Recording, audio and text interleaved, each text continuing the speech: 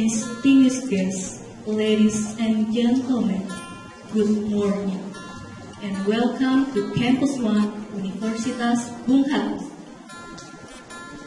This Natalis graduate ceremony of the vocational, bachelor, and master degree programs of the academic year 2016 and 2017 will commence. Ladies and gentlemen, please rise. The National Anthem Indonesia Raya. The observation of silence led by Director of Universitas Bung Hatta. Prayer for the Nation and Universitas Bung Hatta, led by Bapak Haji Muslim.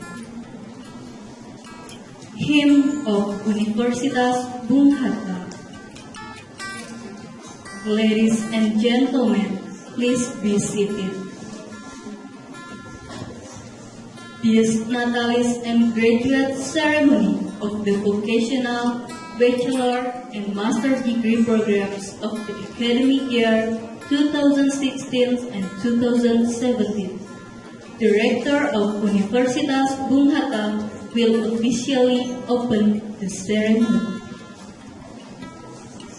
Speech by Director of Universitas Bung Hatta. The inauguration of graduates by Director of Universitas Bung Hatta.